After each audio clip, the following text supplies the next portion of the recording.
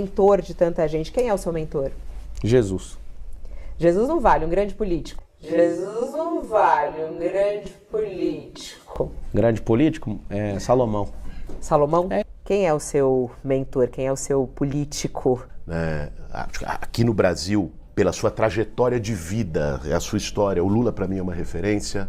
Pela sua coragem, o Leonel Brizola é uma referência. Se for falar o que toca meu coração, eu vou falar a pessoa que é o maior político de toda a história da humanidade. Chama José o Justo, que é um cara de Israel que liderou lá no Egito. Ele era um cara de fora e pegou 7 anos de bonança que teve no Egito, soube administrar o Egito e virou o maior centro mundial. Uma qualidade e um defeito seu? Uma qualidade minha.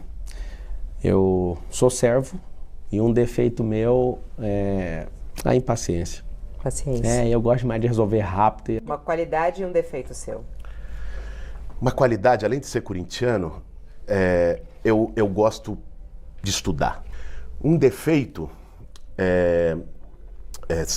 bom, além de ser um péssimo jogador, eu adoro jogar futebol, mas afundei o time na Vargem, a gente jogou no CDC esses dias lá no Jardim das Palmas, foi uma tragédia, o time perdeu por minha causa. Isso é um defeito? Além desse, qual é o outro? Além desse, eu sou uma pessoa meio teimosa. E o Corinthians cai esse ano, não? De jeito nenhum, Fabiola, não diga isso, afasta de nós esse cálice. Contra ou a favor a descriminalização da maconha? Ela é criminalizada, eu sou a favor de continuar sendo crime. Descriminalização da maconha. Eu sou a favor de diferenciar o usuário de traficante. Mas descriminalizar a maconha? Eu sou a favor da decisão do Supremo, que diferencia usuário de traficante. Ou seja, o usuário não é tratado como criminoso, o traficante é. Mas no geral, então, o senhor é contra? Defendo essa decisão do Supremo. O usuário não pode ser tratado da mesma forma que o traficante. Uso de câmeras e uniformes de agentes de segurança. Eu sou a favor, eu sou contra de usar isso e a resposta é colocar na cela do prisioneiro pra gente assistir. É a favor de câmeras no uniforme da polícia e pretende colocar isso na GCM? Totalmente a favor e pretendemos colocar isso na GCM. É contra ou a favor ao porte e posse de armas por cidadãos comuns? Cidadão comum não. Eu sou a favor de porte e o artigo 144 da Constituição Federal fala o seguinte, que é dever do Estado e direito de todos a segurança. O Estado não cumpre o dever, se você não der conta... É a favor. É claro. Contra ou a favor ao posse de armas por pessoas comuns? Posse e porte? Contra. A Polícia Federal reuniu uma série de evidências sobre Jair Bolsonaro no caso das joias. O senhor acha que ele é o comandante dessa organização criminosa que desviava... De qual organização? Vou explicar. Que desviava joias, presentes recebidos por líderes internacionais para o patrimônio público brasileiro, que desviava isso para o exterior e vendia lá fora para custear a estadia de Bolsonaro nos Estados Unidos? Quem? Bom, se não pode ser vendido no exterior, então ele que arque com isso. Agora a gente quer saber os outros containers que o Lula tirou lá do... Eu perguntei sobre o Bolsonaro. E eu respondo o que eu quiser. Lula foi condenado em 3 instâncias por 9 juízes, cumpriu 588 dias de cadeia e alguém foi lá e descondenou ele. E todo mundo chama ele de inocente. As questões que eu queria trazer aqui é o caso Janones. Que eu sei que isso é delicado até pela sua atuação lá na Comissão de Ética. O senhor recebeu críticas até de aliados, né, seus sobre a atuação ali. Você, de certa maneira, passou pano ali para a rachadinha do André Janones? De jeito nenhum. Eu acredito, independente de quem faça, que rachadinha é crime. Se for o Flávio Bolsonaro, é crime. Se for o Janones, é crime. Quem quer que seja, rachadinha para mim é crime. Agora, o que eu não posso é usar 2 pesos e 2 medidas. Pense uma coisa. Nós temos uma jurisprudência no Conselho de Ética da Câmara, do qual eu sou membro. Eu não escolhi relatar esse caso. Eu fui sorteado para relatar esse caso, como é em todos os casos.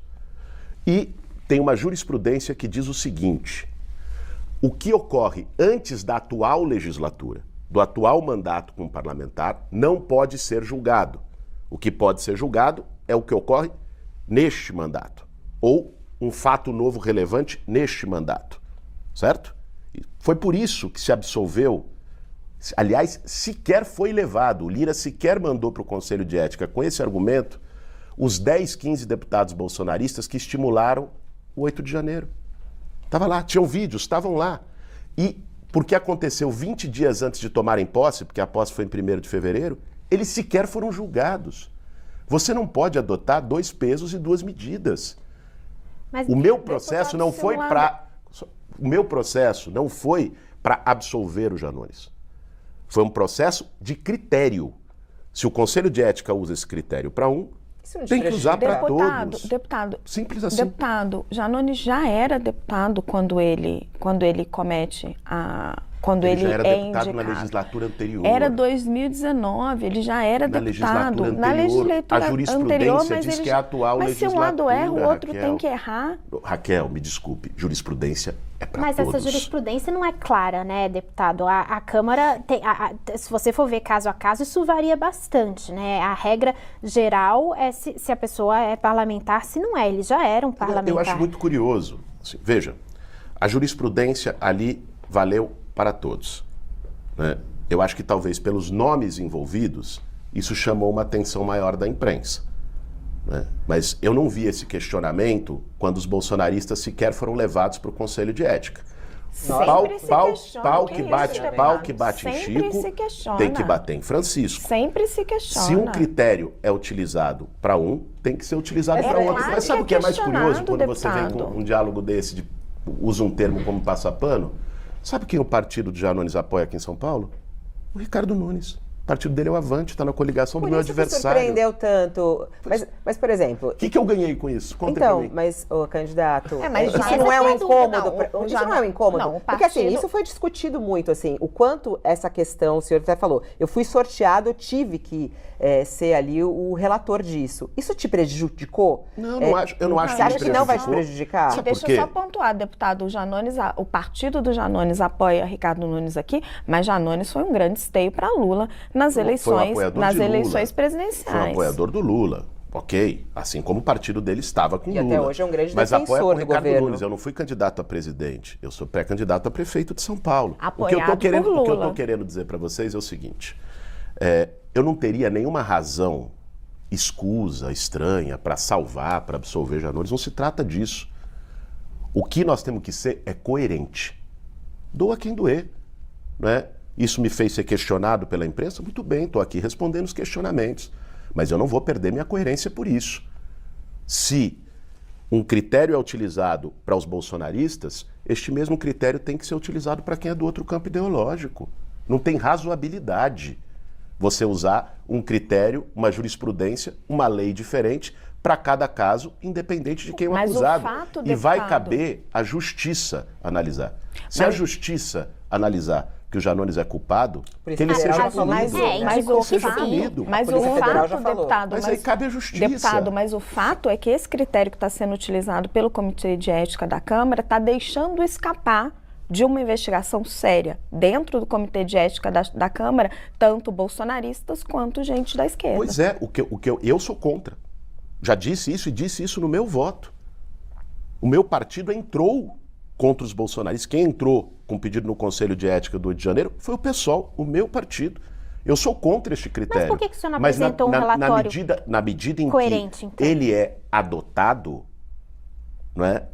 Ora, se ele é utilizado no Conselho de Ética, eu, como membro do Conselho de Ética, vou utilizar o critério. O senhor podia propor um outro critério e ver se seria aprovado. Bom, aí tem o senhor poderia ter proposto isso. Aí tem que fazer um PLP interno da Câmara para alterar regimento, as regras do Conselho de Ética. O que não pode é valer para um caso, não valer para outro. Eu acredito de verdade que o Bolsonaro, pela simplicidade dele, né, a mídia soltou lá de forma chula, que era 25 milhões e depois teve que corrigir, e ninguém fala que é fake news. Eu não vi nenhuma notícia falando que vocês soltaram fake news de 25 milhões. Não foi a mídia. A Polícia Federal divulgou. Então vocês têm que divulgar. A Polícia Federal divulga fake news. Estava hoje na Folha de São Paulo. Isso, não é errou. Não, tá escrito assim, ó. Polícia Federal errou. Não, vocês têm que escrever. Polícia Federal divulga fake news, que isso é notícia mentirosa. Não, a Polícia Federal, dentro do relatório, colocou um número e depois se corrigiu. Ou seja, fez uma fake news e depois corrigiu. A Polícia Federal não faz notícia. A Polícia Federal faz investigação. Não faz nem fake news, nem news. Então isso aí não virou notícia? Eles fizeram uma avaliação das joias e corrigiram essa avaliação. Então esse não é o papel foi da isso. Polícia É para Federal. criar uma impressão errada, foi uma fake news e depois vocês passam esse paninho. Desculpa falar, mas é muito chato. Eu sou contra 100%. Não precisa ficar inventando conversa. Fale a verdade. Só que passar pano. Ela não é fazedora de notícia. Qualquer pessoa que dê declaração está criando uma notícia. E prejudicou muito o presidente Bolsonaro. Eu odeio injustiça. Eu já fui processado criminalmente por 13 anos, fui injustiçado e eu tenho pavor disso, eu tenho raiva disso.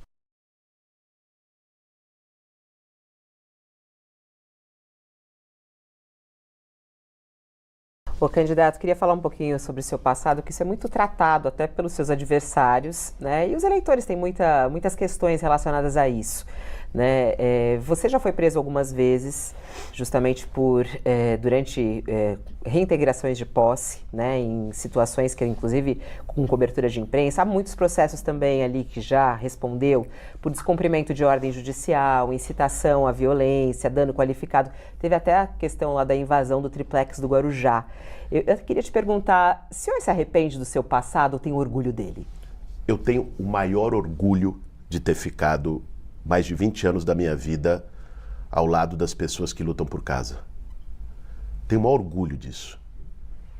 Política, para mim, Fabiola, é a ferramenta mais poderosa que a gente tem para mudar a vida das pessoas.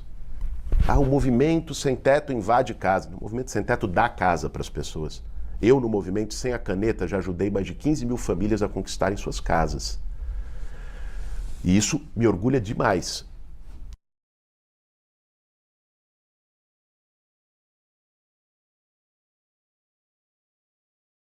Enriqueceu tão rápido, o Pablo? Você acha rápido? Trabalhando. Aqui a mão, olha meus calos aqui, dá pra pegar aí ou não? Mas como é que foi o processo de você conseguir se tornar essa pessoa tão rica? Na verdade, todo mundo é rico, né? Só que a escassez não deixa as pessoas prosperarem. É porque ela vem de lá, né? Ela é espiritual, depois desce na alma e depois que o seu corpo aceita com o seu cérebro é que você acessa isso aí. Inclusive, toda favela que deixar eu entrar, se eu ganhar ou não pra prefeitura, se vocês falarem, a gente não quer te contratar pra ser o prefeito, eu vou ajudar do mesmo jeito. Já fica nítido isso aí. E por que o senhor não ajudou até agora, se o senhor é Eu já ajudo lá na África, ajudo em outros países. E em São Paulo? Porque senão depois vão me colocar um processo eleitoral ainda. Pré-candidato. Ajudei lá no Rio Grande do Sul quando precisou. Ajuda até gente que precisa nos Estados Unidos, né? Porque o filme não mostra que tem gente precisando. Eu tenho empresas em alguns países e a gente ajuda outras nações. Já faço isso há muitos anos.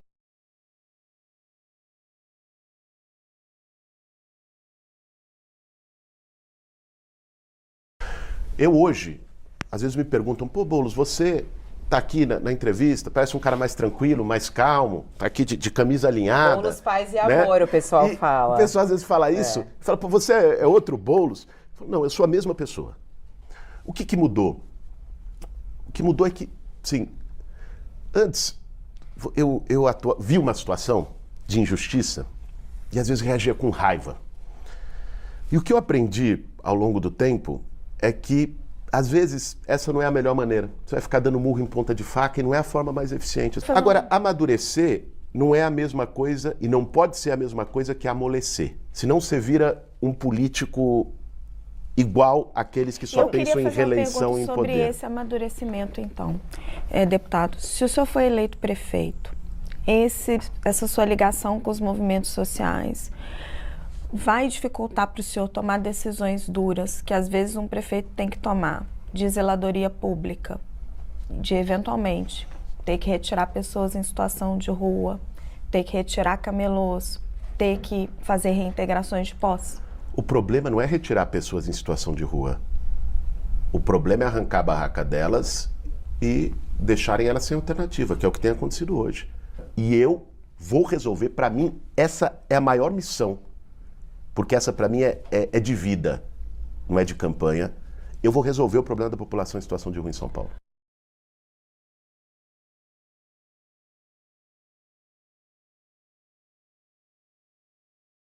Pablo, para ser prefeita da cidade precisa ser casada e ter filho? Não, claro que não. Por que o senhor falou isso nas suas redes sociais, naquele jogo de cartas, né? Gostou? E aí você pegou legal, a carta.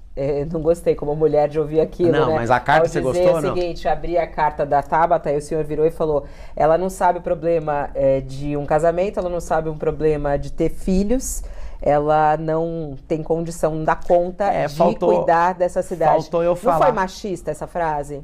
Às vezes, até te peço perdão se você achou isso, mas faltou falar que ela não empreendeu, não pagou milhões em impostos, que ela é uma garota, ela fez a postagem. Hoje eu sigo ela, eu acompanho tudo que ela faz.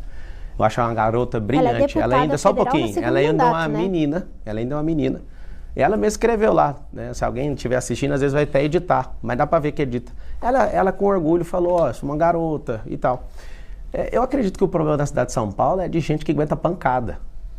Os aliados do Nunes... Mas é preciso ser casada e ter filho? Eu já respondi, falei que não. Eu respondi na hora que você fez a pergunta. Então foi um erro que ela fala? Não, é porque você se desculpou ela por isso? Não, ou não? não, vou te falar porque... agora é o contrário do que o senhor disse lá no vídeo. Não, eu não falei que precisa disso, falei que ela é uma garota e tem que amadurecer. Inclusive, vocês são mulheres brilhantes, você tem sua carreira, então, sim, eu respeito as mulheres, eu tenho minha filha, Isabela, de 2 anos, eu tenho a minha esposa, que eu casei virgem com ela, minha única namorada. Eu tenho minha mãe, que desde quando meu pai divorciou, eu sustento ela. Eu tenho a minha irmã, que um homem canalha, né, colocou um filho na barriga dela. Mulheres têm que ser sustentadas? As que precisam sim, tem as donas Marias que não tem como, elas precisam de ajuda. As que não dão conta, as que querem, podem fazer o que quiser. Mas homens não precisam. Deixa eu só terminar, porque é um assunto indelicado, aí é um homem contra 3 mulheres. Se eu terminar a linha de raciocínio, você calça a batida. Não tem contra aqui não, é uma conversa. Então, agora, deixa eu terminar. Eu pedi para terminar, Raquel. Dizendo que sustenta sua mãe, sustenta sua irmã. Não, na verdade eu aposentei minha mãe e ajudo elas até hoje. No que preciso foi, elas têm a minha proteção e eu vou para cima, mato e morro por causa delas. Então é o seguinte...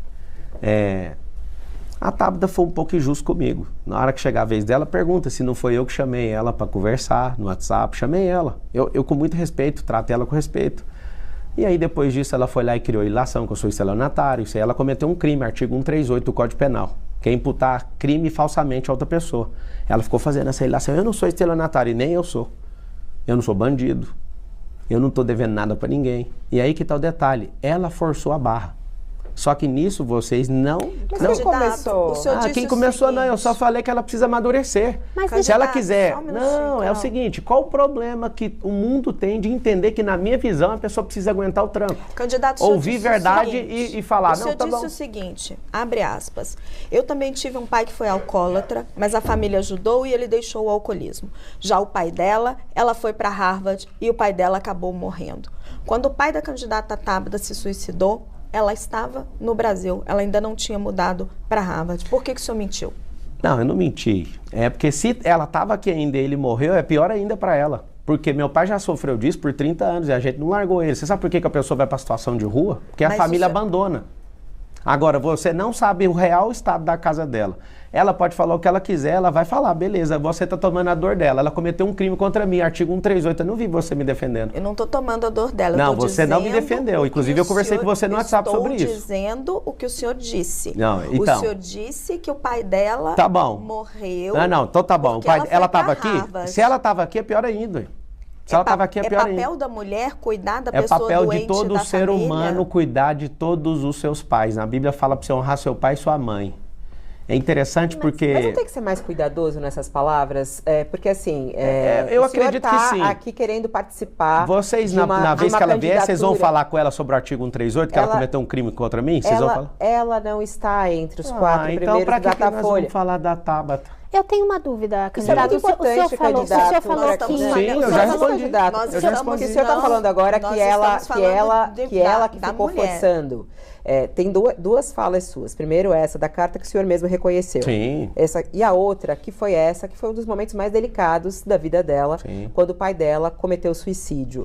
Ela estava no Brasil. Pior ainda. O senhor falou durante uma entrevista, não está faltando um pouco de responsabilidade? Eu estou responsável, eu falei, ué, mas eu já respondi, ué. O que está faltando de responsabilidade? O senhor é mais bem votado entre homens do que entre mulheres. Eu sou mais seguido por mulheres. O senhor acha que é resultado deixa eu te desse explicar tipo de uma fala? coisa. Não, vocês estão criando isso aí. Sabe o que é interessante?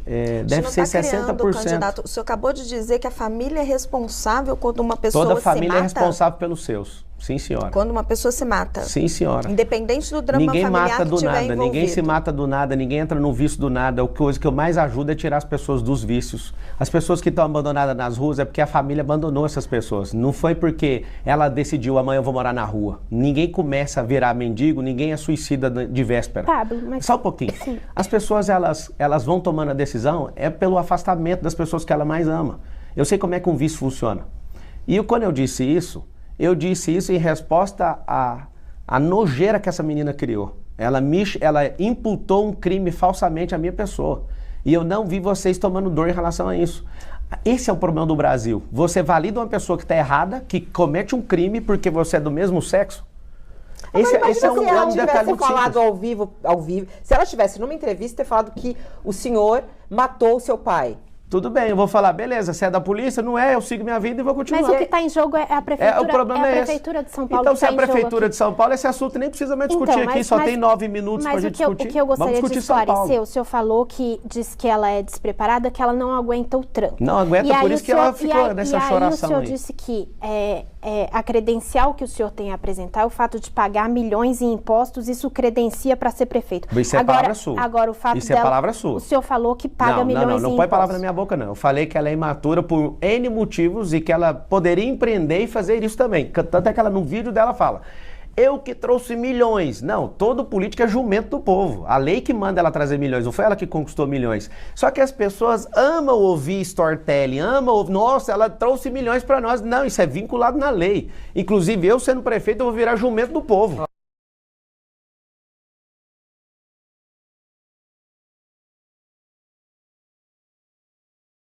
Deputado, do tarifa zero do ônibus. O senhor defende a expansão da tarifa zero do ônibus, só que hoje as investigações estão mostrando que existe sim uma máfia do ônibus em São Paulo. Faz sentido aumentar a tarifa zero do ônibus, que é subsídio para as empresas de ônibus, que já chegam aí a 5 bilhões de reais, antes de debelar essa máfia? Sabe o que faz sentido? Passar limpo os contratos de ônibus em São Paulo. E é isso que eu vou fazer. Você teve um aumento brutal de subsídio. Tem gente da Fazenda da Prefeitura dizendo que o subsídio esse ano pode chegar a 7 bilhões. O ano passado já foi 5 bilhões e meio. E você teve uma redução em quase 20% do número de viagens. É inaceitável. No nosso governo, nós vamos passar limpo os contratos de ônibus na cidade de São Paulo. Você tem a certeza disso. Eu sou um defensor da tarifa zero, mas a tarifa zero, e aí você tem razão, e respondendo a tua pergunta, só pode ser feita depois que a gente botar ordem na casa e acabar com a farra dos subsídios que ninguém controla, que ninguém fiscaliza, que o serviço só piora e o dinheiro que as empresas recebem só aumenta. Uma coisa depois da outra, então, né? Eu acho Primeiro que assim, acabar com a máfia e depois aumentar o dinheiro. Assim, veja bem, a tarifa zero é um processo. Hoje ela já existe nos domingos. Eu quero implementar uma tarifa zero que seja sustentável ao longo do tempo, financeiramente e também com frota adequada para as pessoas não irem superlotadas. Isso é um processo. Então, que não consiga mas vou adotar. passar limpo antes de qualquer outra coisa. É capaz, então, que não consiga adotar a tarifa zero na sua gestão? A tarifa zero, para ela chegar à tarifa zero integral, é um processo. Nós temos que ser corretos aqui, não dá para ficar vendendo fumaça. Esse processo depende de 2 fatores do meu ponto de vista. Primeiro, de você resolver a situação financeira, de equilíbrio financeiro do subsídio. Então, hoje, do jeito que tá uma farra, nós vamos passar limpo. Mas tem outra. Sabe o que vai dar melhores condições para você viabilizar financeiramente a tarifa zero? Um outro projeto que eu tenho e nós vamos fazer, que é a mudança de modal da frota. Elétrica e híbrida. O ônibus elétrico e o híbrido tem um custo de rodagem que pode chegar até a metade do custo de rodagem do ônibus a diesel. O problema e a dificuldade dele é que o custo inicial pela bateria a lítio é mais caro. Então, você precisa de um aporte inicial. E aí eu fui conversar com o BNDES para isso, para criar essa linha de crédito. Um fomento para poder comprar. Depois, o custo de rodagem dele é mais barato. Então, você vai ter uma redução do custo do sistema, que vai dar melhores condições financeiras para a tarifa zero. E melhor do que tudo, com emissão zero de carbono, com energia limpa. O segundo processo para viabilizar a tarifa zero é o processo de aos poucos, porque se você faz tarifa zero de uma vez na cidade de São Paulo, você colapsa o sistema. Os passageiros de metrô migram, sempre tem um aumento proporcional das pessoas que vão. O ônibus já está superlotado. Então isso tem que ser feito, nós vamos começar pelos mais vulneráveis, vamos apresentar um programa inovador de tarifa zero gradual na cidade de São Paulo, que vocês vão ver, é spoiler. Não vou passar os detalhes aqui, senão nossos adversários ainda tentam roubar. Tarifa de ônibus, por exemplo. O prefeito Ricardo Nunes foi lá, estabeleceu a tarifa zero aos domingos. A gente sabe que tem um custo grande para o Tesouro, muita gente viu como uma medida eleitoreira. Guilherme Boulos tem ali uma solução semelhante para também fazer tarifa zero. Você é a favor da iniciativa privada, preocupado com o custo fiscal? Sou a favor do povo. Como Iniciativa que privada... você vai fazer com a tarifa zero do ônibus? Então... Você vai manter, vai revogar? Mas qual que é o benefício? Vou perguntar pro povo, vocês estão gostando disso? O povo não quer ficar rodando na cidade no final de semana, eu imagino. A pessoa quer descansar. Como? Fazendo uma pesquisa, claro, tudo é perguntando para eles. A gente pode criar tanto. Não, mas a Câmara dos Vereadores é para isso também, são os representantes do povo, né? Então, eu também sou representante do povo. A partir do momento, mesmo não tendo um cargo público, se eu quiser falar pelo povo, eu junto um povo e falo por eles. Mas qual é fazer?